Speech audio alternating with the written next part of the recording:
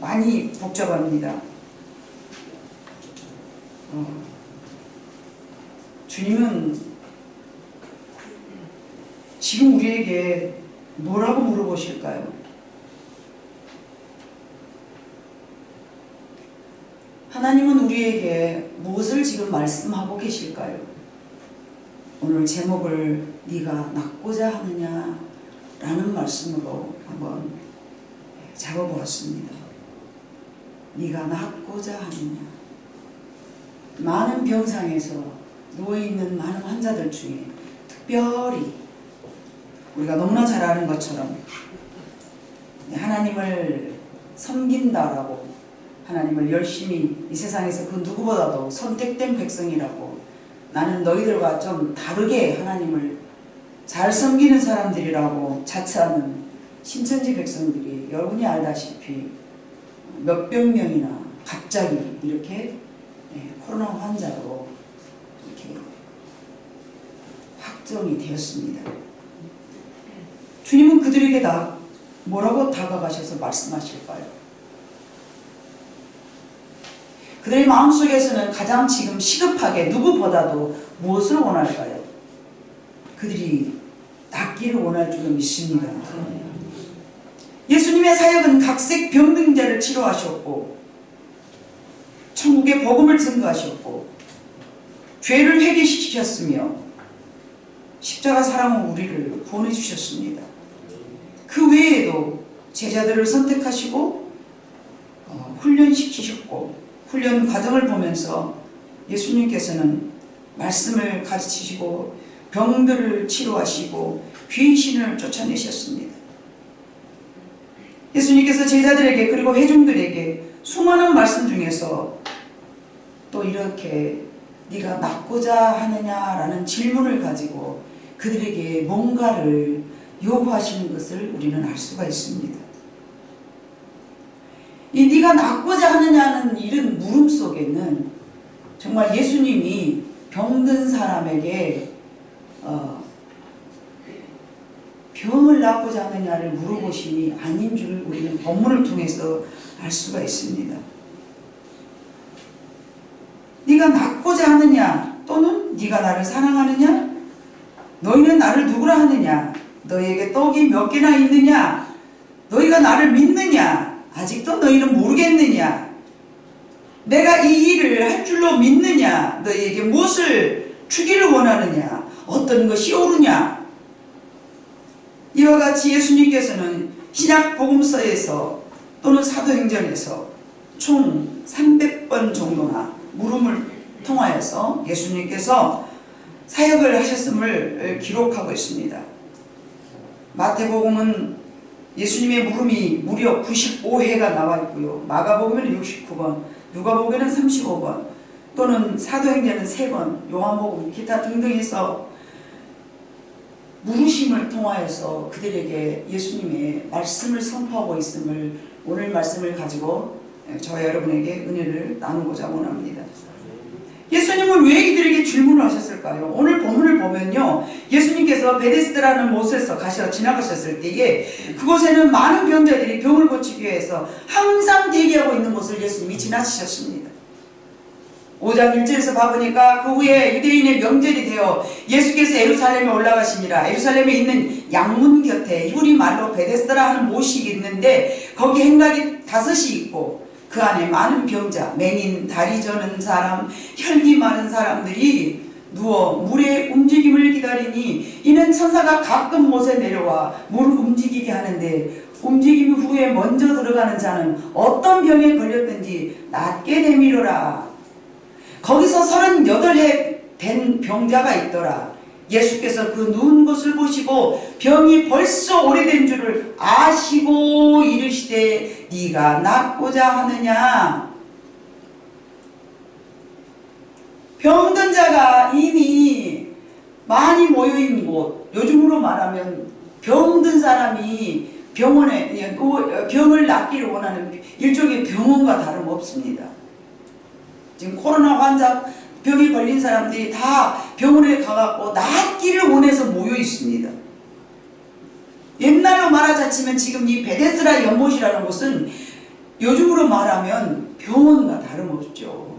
민간인의 어떤 미신적으로 뭔가 나설 수 있는 어떤 그런 희박한 확률을 가지고 1년에 간혹 물이 동할 때 가장 먼저 들어간 한 사람이 거기서 병을 낫는다라는 그런 기적과 같은 것들을 바라보면서 환자가 누워있어요. 근데 예수님께서 6절을 봐보니까 그 누운 것을 보시고 이 병든 자는 본인 스스로는 물속에 들어갈 수 없을 만큼 움직이지를 못한 사람이에요. 근데 예수님이 그걸 보시고 네가 낫고자 하느냐, 이거는 여러분 환자에게 너 병 낫기를 원해? 그러면 단순한 물음이 아니자는 것을 우리는 알 수가 있습니다. 이미 예수님이 말씀하셨잖아요. 그 누운 것을 보시고 병이 벌써 오래된 줄 아시고, 병이 오래된 사람이 병 낫기를 원하지. 그러면은 뭐하러 거기 그 베데스다 연못에 가 누워서 몸도 숨지 못한 사람이 움직이지도 못해서 혹 이 사람이 밀치면 저리 밀치고 저 사람이 이리 밀치면 요리 밀치고 움직거리도 못한 사람이 거기서 그럼 낫기를 원해서 가 누워있지. 뭐하러 누워있겠습니까? 누가 낫은가 봐야 되겠다고 구경 났겠습니까? 예수님이 이것을 모르실 리가 없지 않습니까? 누가 들어봐도 이것은요, 그 질문 같지 않은 질문이에요. 네가 낫고자 원하느냐? 이게 무슨 예수님이 물어보실 만한 물음이 아니지 않습니까? 이거는 누가 들어봐도 피로대가 없는 물음이에요. 예수님께서 그것을 몰라서 물으시는 질문이 아니었습니다. 그럼에도 물으시는 이유가 무엇이었을까요? 마치 베드로에게 네가 나를 사랑하느냐? 라고 한 번도 아니고 3번이나 물으셨습니다. 여러분이 만약 이런 상황이라면 여러분 어떻게 대답했을까요? 지금 코로나 환자에게 예수님이 다가가셔서 네가 낫기를 원하느냐 이렇게 물어보신다면 이게 내 말이요, 하나님 말씀이요, 너 말이요, 왜 우리 귀에서 내 얘기 뭔 소리가 지금 들리는 거예요? 첫 번째, 예수님께서 질문하신 그 이유는 질문으로 하여금 생각하게 하신 줄로 믿습니다. 질문은 우리를 생각하게 만듭니다. 예수님의 질문은 우리를 가르치시고 변화를 위한 수단이 되었습니다. 명령은 순종을 요구하죠. 너 이렇게 해! 순종이죠. 순종을 안 할 시에는 어떤 벌이 따라올 것 같으니까 이제 명령은 순종 또는 두려움을 갖게 합니다. 너 이거 해. 알았지? 이렇게 하면 안 하면 큰일 날 것 같잖아요. 너 오늘 이거 꼭 해? 순종 안 하면 큰일 날 것 같잖아요. 무섭잖아요. 저 두려움과 순종을 가지고 있는데 그 중에서 그 말에 순종하면은 이제 두려움은 사라지겠지만 그 말에 대해서 순종하지 않으면 두려움이 항상 자기를 지배합니다. 그래서 창세기 봐보니까 하나님께서 이걸 절대 따먹지 말아라 라고 명령을 하셨습니다. 그런데 그걸 따먹어 버렸습니다. 그러자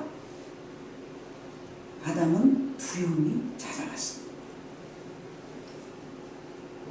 이런 측면에서 봤을 때 하나님은 거의 명령을 하셨습니다.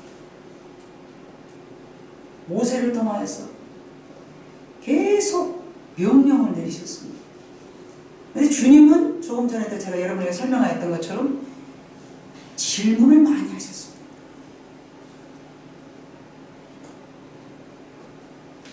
명령은 순종을 요구하고 두려움을 갖게 하는 반면에 질문은 참여와 점검 그리고 반성을 유도합니다. 예수님의 질문은 우리를 하나님의 뜻 가운데로 이끌어가며 우리가 예수님과 동행하면서 성장하도록 이끌어가는 말씀이 되겠습니다. 예수님의 질문을 붙잡고 우리가 씨름하다 보면은 내 안에 믿음이 진정으로 내가 믿고 따르고 있는가, 아니면 그렇게 하지 못하고 있는가, 이렇게 자기 자신을 뒤돌아볼 수 있는 그런 생각을 하게 하는 질문이심을 우리는 기억해야 될 줄로 믿습니다. 하나님은 모세에게 법을 주셨습니다. 이 법은 기준이 되겠습니다. 그렇기 때문에 네가 어떻게 하느냐? 라고 물어볼 수는 없습니다. 하나님은 무서워서 명령을 내리시고 예수님은 사랑이어서 질문을 하신 게 아닙니다. 곧 하나님이 예수님이고 예수님이 하나님이십니다. 그러나 먼저 주신 것은 기준이기 때문에 명령이어야 되고요. 다음에 오신 예수님의 복된 말씀은 질문과 함께 어울러서 내가 지금 무엇을 하고 있는가를 돌아보게 하시는 말씀이 된다는 말씀입니다. 기준은 물을 수가 없습니다. 기준이 있기 때문에 물어보시는 것입니다. 그게 순차적으로 이루어지는 것이 정당한 줄로 믿습니다. 그 기준은 물어볼 수가 없는 게 그 기준에서 벗어나버린 하나님의 백성에게 예수님은 사랑으로 다가오셨기 때문에 명령이 아닌 물음이었습니다. 명령은 이미 하나님이 하셨기 때문에 또다시 명령을 내릴 수가 없습니다. 너 지금 지키고 있어? 이렇게 물어보시는 것이잖아요. 그래서 이 물음은 생각하라, 이 말씀이신 줄로 믿습니다. 모세를 호렙산 떨기나무에서 부르시고 말씀하셨습니다. 네가 어디 서 있느냐? 이렇게 묻지 않았습니다. 네가 선 곳은 거룩한 곳이니 네 발에 신발을 벗어라 라고 명령하셨습니다. 왜요? 그때까지는 단 한 번도 하나님 앞에 거룩함이라는 것은 인간들이 알 수 없었기 때문에 그렇습니다. 그러나 두 번째 예수님은 나타나셔서 거룩함을 더럽힌 그들에게 성전에 가셔서 다 뒤엎어버리신 줄로 믿습니다. 또다시 그들에게 명령하실 필요가 없었기 때문에 그렇습니다. 예수님은 이 환자에게 네가 낫기를 원하느냐? 이것은 너무나 당연하지 않은 물음인 것 같지만 이미 그가 병 낫기를 원하였음을 다 알고 계셨기 때문에 그런 그에게 물으시는 물음의 의미는 정말로 네가 간절히 낫기를 원하느냐? 예수님의 물으심은 네가 낫기를 100% 원하느냐라는 물으심입니다. 진심으로 네가 바라고 있느냐, 아주 간절하게 원하느냐라는 물으심입니다. 네가 완벽할 정도로 마음의 준비가 되어 있느냐라는 물으심입니다. 하나님 앞에서는 98%, 99%도 허락하지 아니하십니다. 하나님이 요구하시는 것은 우리가 100%를 가지고 있을 때 하나님께서는 움직이시고 응답하신 줄로 믿습니다.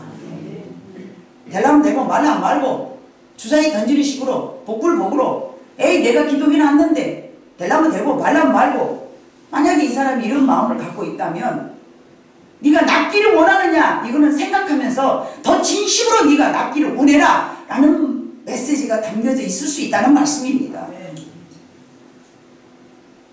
정말로 여러분 앞에 하나님께서 네가 정말로 목사가 되기를 원하느냐라고 하나님 물으신다면 정말 내가 지금 그렇게 하고 있는가? 라는 생각을 하게 하시는 것이라는 것입니다. 50%, 70% 갖고는 불가능합니다. 베드로에게 세 번 물으시니 정말로 네가 나를 더 사랑하느냐라는 물으심은 거듭해서 네가 나를 더 사랑해, 네가 너를 더 사랑해야 돼, 네가 다른 이 모든 사람들보다 너는 나를 더 사랑해야 되느니라라는 말씀을, 네가 나를 사랑하느냐? 라는 부드러운 마음으로 예수님께서는 물으심으로 그들의 생각을 고쳐주신 줄로 믿습니다. 자, 누가복음 10장 26절을 봐보면요, 자, 같이 읽습니다. 시작. 예수께서 이르시되 율법에 무엇이라 기록되었으며 네가 어떻게 읽느냐라고 또 물으셨습니다. 이것은 네 마음은 어떻느냐라는 물음이십니다. 네 마음에는 이웃을 네 몸과 같이 사랑하라 라고 말씀되었는데, 기록되었는데 너는 이 말씀을 어떻게 읽느냐? 네 마음은 어떻느냐? 누가복음 누가복음 10장 어떻게 구성되어 있는가 한번 봐볼까요? 누가 대답하시면서 대화를 하시면서 이렇게 물어보시는가? 70일을 세워서 예수님께서 제자들을 보내셨습니다.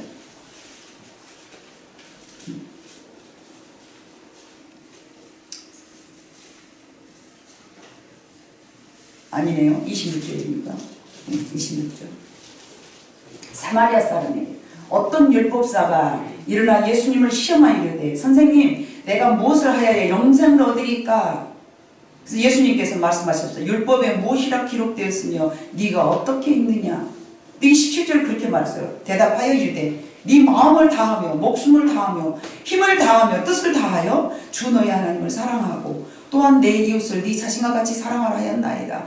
예수님께서 이르시되 네 대답이 옳도다. 이를 행하라. 그러면 살리라 하시니 율법에 무엇이라 기록되었으며 네가 어떻게 읽느냐?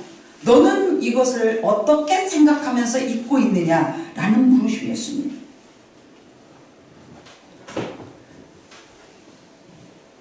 그러므로 우리는 예수님의 물으심에 대해서 조금 더 생각하면서 읽을 수 있는, 생각하면서 대답할 수 있는, 생각하면서 살아갈 수 있는 우리들의 삶이 되기를 우리 하나님이 원하실 줄로 믿습니다. 질문하신 두 번째 이유는 단순한 생각에서 조금 더 깊이 네 마음을 네가 더 자세히 들여다봐 라는 말씀이 될 수 있습니다.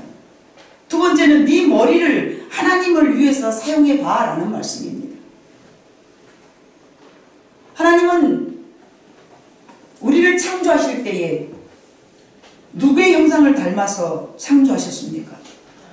하나님의 형상을 닮아서 우리를 창조하셨습니다. 예수님의 질문을 통해서 하나님의 성품에 대해서 우리는 생각해 봐야 됩니다. 하나님의 성품에 대해서 예수님께서는 늘 우리가 알기를 원하였습니다. 우리가 하나님을 알지 못하면 내 백성이 하나님을 알지 못한 지식으로 인하여서 망한다 말씀하셨습니다. 오늘도 제가 요한복음을 읽으면서 너의 열심이 나를 찌르느니라 그랬거든요. 너희들이 바리새인에게 하시는 말씀이었어요. 너희들의 열심이, 너희들이 성전을 사랑하는 열심이 나를 찌르느니라. 이게 말이 안 되지 않습니까? 왜 그랬을까요? 그들이 하나님을 모르기 때문에, 하나님을 열심히 사랑한다 하면서 예수님을 반역한 것들이 바리새인들이었기 때문에 그렇습니다. 자, 마태복음 13장 5절을 봐보니까, 자, 같이 읽습니다. 시작. 이 모든 것을 깨달았느냐 하시니 대답하되 그러하오이다. 이 모든 것을 깨달았느냐? 이 모든 것을 깨달았느냐? 하나님의 성품에 대해서 네가 더욱더 알았느냐? 이 질문은 순종에 대한 질문이 아닙니다. 이 질문은 이해에 대한 물음이었습니다. 네가 알았느냐? 네가 이제 알겠느냐? 너희가 어찌하여 무화과나무 이파리를 바라보면서 그러잖아요. 절기에 대한 분별은 잘 알지만 어찌하여 시대에 대한 분별을 알지 못한다. 여러분, 요즘 시대가 여러분 어떻게 악해가고 있습니까? 이 코로나 바이러스도 마찬가지입니다. 이 시대를 보면서 우리는 말세를 준비해야 될 줄 아는 그런 깨달음이 있어야 될 줄로 믿습니다. 얼마나 네가 이해를 하느냐. 저 물으시면요, 이 모든 것을 깨달았느냐 하시니 대답하되 그러하오이다. 이 질문이 아니에요. 이해에 대한 질문. 이해. 네가 얼마나 이해를 했어. 하나님은 언제나 우리 마음에 대하여서 관심이 많으셨습니다. 하나님은 우리의 행위를 보고 우리의 겉모습을 보고 그 관심을 가지 않았어요. 우리는 겉모습을 보고 관심하죠. 오늘 우리 목사님 얼굴이 왜 저래요? 우리 목사님 얼굴이 머리가 왜 저렇게 거칠해? 우리 목사님이 기분 나쁜 일이 있었나? 왜 이렇게 얼굴이 수축해지셨을까? 얼굴이 상했네? 얼굴이 찌그러졌네? 막 그러잖아요. 그러나 하나님은 내 외모에 대한 관심보다도 내 마음에 대한 관심이 더 크신 줄로 믿습니다. 이들이 얼마나 나를 이해하고 있을까? 예수님은 생각하는 제자들이 되기를 원하셨습니다. 바리새인들은 많은 하나님에 대한 계명들과 법령들을 달달달달 외우고 있었지만 그들은 하나님의 성품에 대해서 아는 것이 너무나 적었습니다. 그래서 예수님의 제자들에게 그들의 누룩을 조심하라고 예수님께서는 그들을 주의시키셨습니다. 그들의 행동과 그들의 생각과 그들의 모든 삶의 규칙을 너희는 조심해라. 주일 성수해라. 온전하게 하나님 앞에 다 드려라. 금식해라. 이런 그들을 조심하라고 그랬어요. 조심하라고 그랬어요. 어디를 가서 조심해야 될 일입니까? 하나님의 성품을 모르는 그들은 단순한 명령에 순종하는 기계화가 되어버렸습니다. 기계화가 되어버린 그들에는 마음의 문제가 된 것입니다. 마음이 없는 것이었습니다. 네 마음을 어디다 두느냐. 그래서 예수님이 말씀하셨습니다. 누가복음 10장 27절에도 말씀하셨습니다. 네 마음을 다하며 목숨을 다하며 힘을 다하며 뜻을 다하여 너의 하나님을 사랑하고 또한 네 이웃을 네 자신과 같이 사랑하라.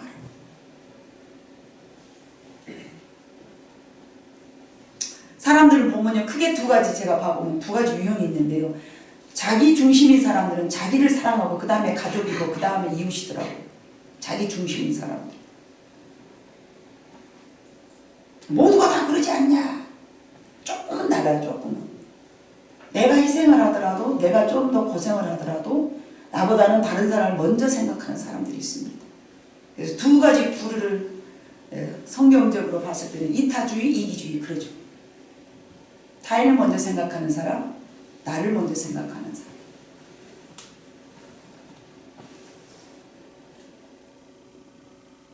두 가지더라고요. 제가 보니까 아, 저 사람은 자기 중심적인 삶을 살기 때문에 자기 다음에 그 다음에 가족이고 가족 다음에 그 다음에 이웃이구나.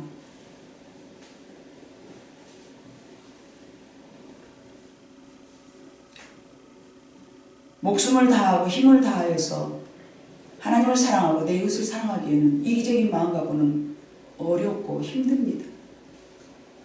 그러나 이기적인 사람들이 이타적으로 하나님은 바꾸지기를 원하십니다.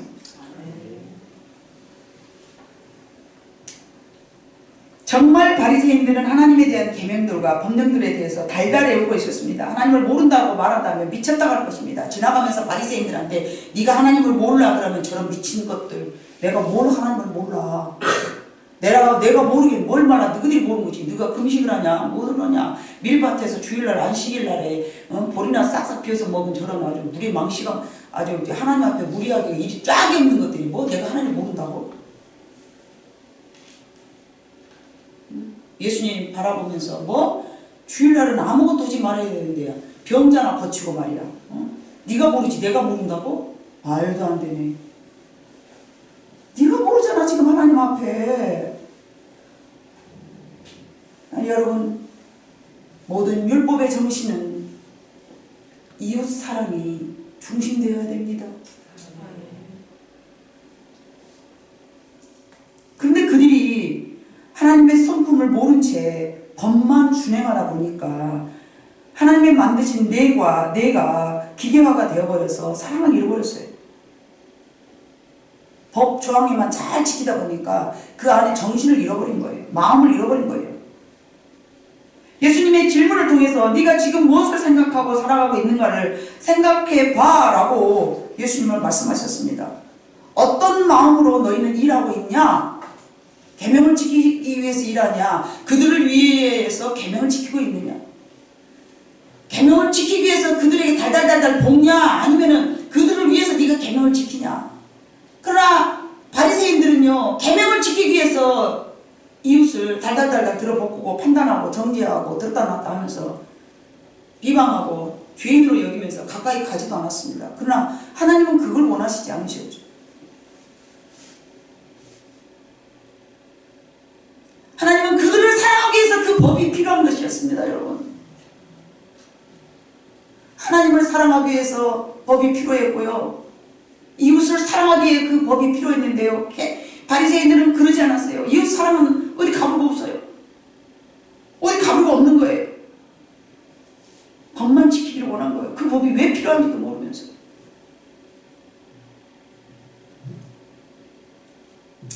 예수님을 부인했던 베드로에게 3번씩 반복해서 물으셨던 그 예수님의 물으심에 대답하는 베드로에게 아마 예수님에 대한 그 베드로는 물어볼 때마다 대답할 때마다 죄책감 때문에 아마 속으로 그랬을 거예요. 네가 나를 더 사랑하느냐 하면서 주여 사랑한다고 했던 내가 죽을지언정 내가 주님을 떠나가지 않겠노라고 다짐했던 내가 주님을 배반했어. 어메 부끄러워 죽겠네. 다시는 그러지 말아야지. 예수님이 첫 번째 물음에 아마 이런 것들을 생각할 수도 있잖아요. 두 번째 다시 또 물어보시니까 베드로는 또 생각을 했을 거예요. 주님 그래요. 다시는 제가 배반하지 않을게요. 정말 내가 다짐합니다. 세 번째 또 물어볼 때 뭐라고 하셨을까요? 정말 죽기까지 창피하네요. 정말 죽을 만큼 제가 죄송해요. 정말 내가 주님을 더 사랑하겠습니다. 마음으로 얼마나 다짐했겠습니까? 예수님은 마지막 떠나가기 직전에 베드로에게 너는 죽기까지 나를 더 사랑해야 된다라는 말씀을 이런 질문으로 통하여서 그에게 다짐하게 하신 줄로 믿습니다. 세 번째 예수님의 물으심은 하나님과 관계 회복이었습니다. 모든 관계 회복은 대화로부터 시작된 줄로 믿습니다. 질문을 통해서 자신을 생각하면서 하나님을 떠올린 것입니다. 그리고 내가 다시 묻고 답하면서 수없이 반복하면서 하나님과 대화가 시작된 것입니다.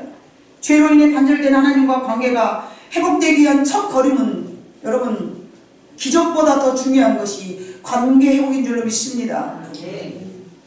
창세기에 보면은 하나님께서 죄를 지고 떠나간 아담에게 아담아라고 부르시면서 대화를 요구하셨습니다.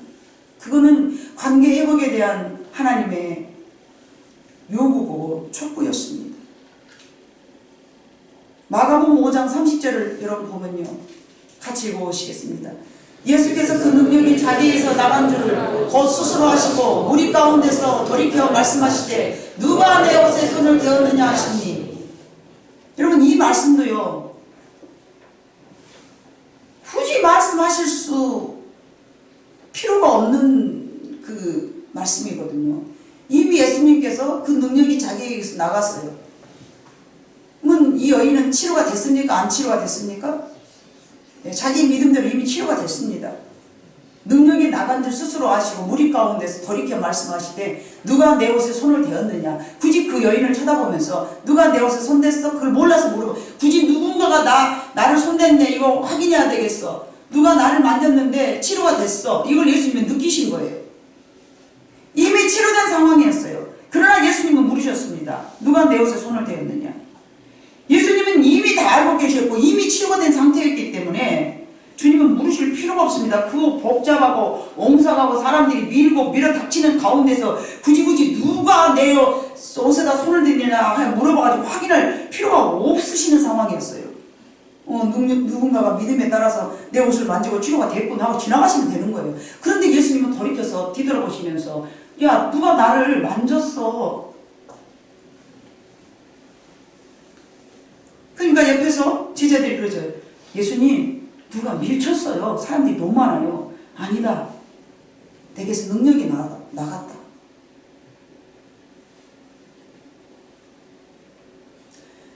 이건 역시 본문에 38년 된 환자에게도 예수님은 대화를 시도하신 줄로 믿습니다. 대화를 시도한 거예요. 이미 그 죄인된 여인에게 믿음을 가지고 본인이 스스로 병 치료를 받았습니다. 그럼에도 불구하고 예수님은 그 여인과 대화를 시도하셨습니다. 누가 내 몸에 손을 대었느냐? 여인이 말합니다. 제가 손을 댔습니다. 제가 죄인입니다. 네 믿음이 크도다 하시면서 예수님께서 말씀을 해주셨습니다.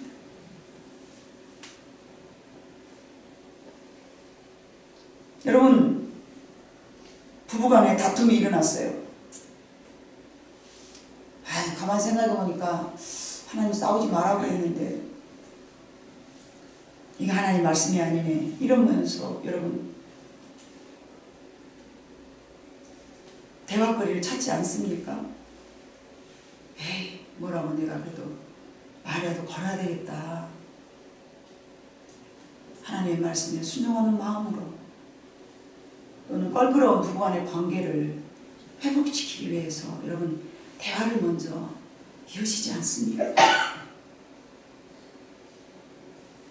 자녀 간의 관계도 마찬가지입니다.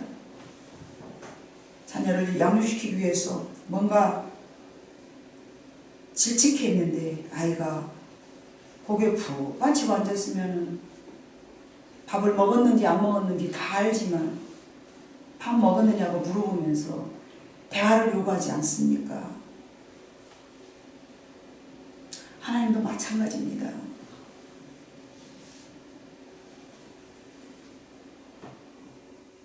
하나님도 마찬가지십니다.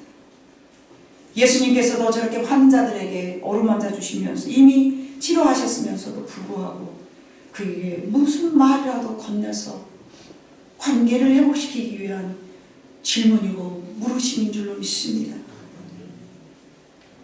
하나님과 죄로 인해서 단절된 인간은 하나님과 대화를 잃어버렸습니다. 예수님께서 말을 건네신 것은 관계 회복을 염두하신 것이었습니다. 예수님 앞에서 치유는 별거 아닙니다. 예수님 앞에서 치유는요 저거 아무것도 아닙니다. 그러시지만 하나님께서 예수님께서 네가 낫기를 원하느냐 라는 물음 속에서는 예수님의 마음속에 나는 너와 다시 얘기하고 싶으면서 우리의 관계가 회복되기를 원해 라는 사랑의 마음이 담겨져 있는 줄로 믿습니다. 죄 있는 우리들과 하나님은 대화를 필요로 하셨습니다. 오늘 본문 말씀을 통해서 이제 우리는 말씀을 읽을 때마다 예수님의 질문에 대한 관심을 가져야 될 줄로 믿습니다. 이 질문은 무엇을 말씀하시는 것일까?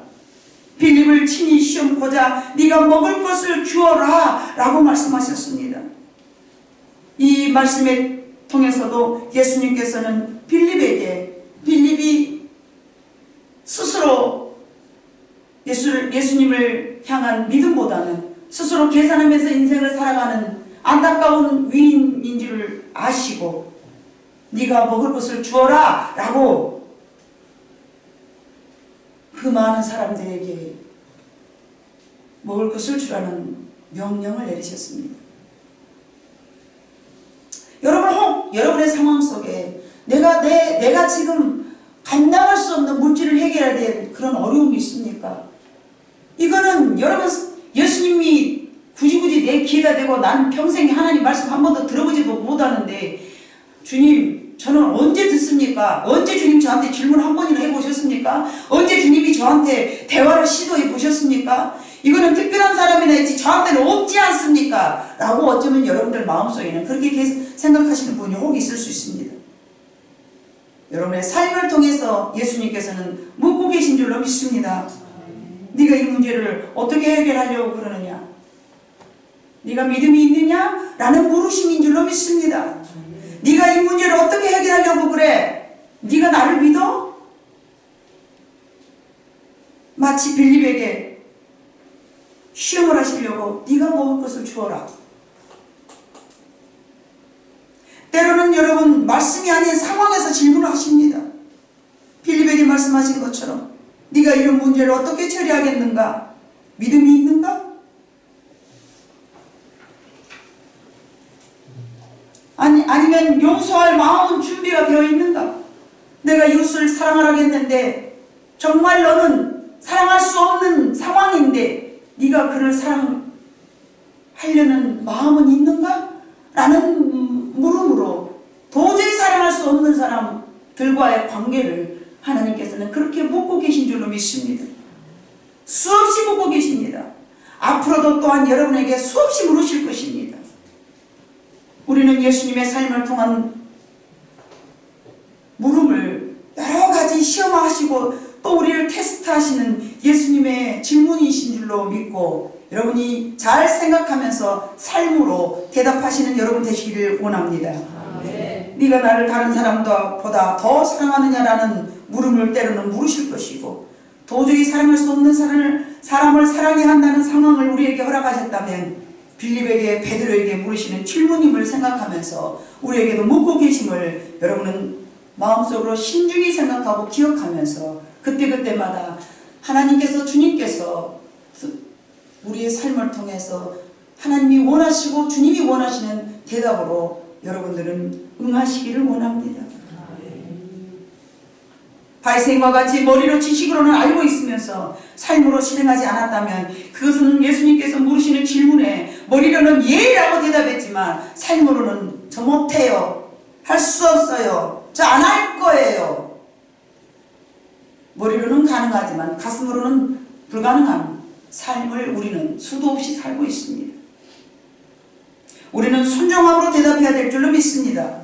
삶을 통한 물으심에 아멘으로 여러분 순종해야 될 줄로 믿습니다. 지금까지 우리는 노로 대답했던 행동들이 얼마나 많습니까? 말씀을 읽을 때 예수님의 질문에 관심을 갖고 무엇을 묻고 계시는가 여러분들 찾기를 원합니다. 주님은 오늘 또 우리에게 물으십니다. 네가 이 코로나 병을 통하여서 내가 무엇을 말하고 있음을 너는 알고 있느냐? 라고 오늘 온 우주에 하나님께서 묻고 계신다면 우리는 무엇라고 대답해야 될까요? 저는 그렇게 대답하고 싶습니다. 주님, 출애굽 시대에 흑암의 권세를 애굽에게는 내리셨지만 고센 땅에는 넘어가신 줄로 믿습니다. 하나님, 그것이 제 믿음입니다. 여러분, 우리 모두에게도 신천지에서 하나님을 다 섬기고 살지만 자기들이 믿는 하나님이 얼마나 신실한 하나님이셨는가 병석에서 그들이 깨달을 줄로 믿습니다. 두려움에 벌벌 떨고 앉았다면 그는 머리로 믿는 하나님, 가슴으로는 느끼지 못하고 지금 살아갈 것이지만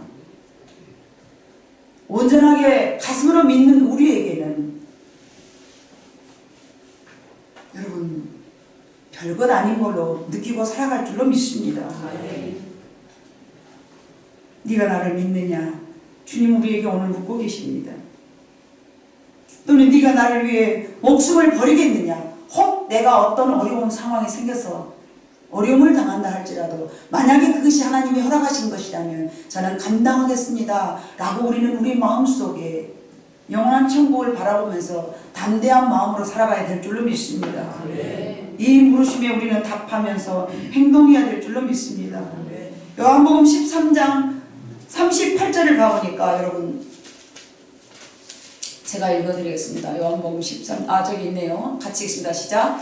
예수께서 대답하시되 네가 나를 위하여 네 목숨을 버리겠느냐? 내가 진실로 진실로 네게 이르노니 닭 울기 전에 네가 3번 나를 부인하리라.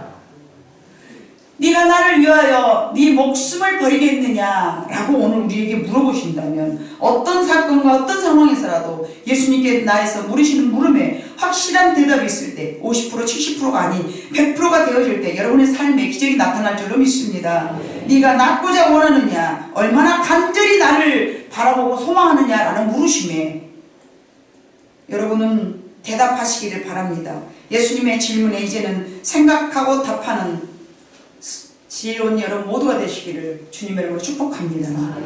기도하시겠습니다. 사랑 많으신 아버지 하나님 감사합니다. 하나님은 우리에게 무조건 명령이 아니셨습니다. 하나님을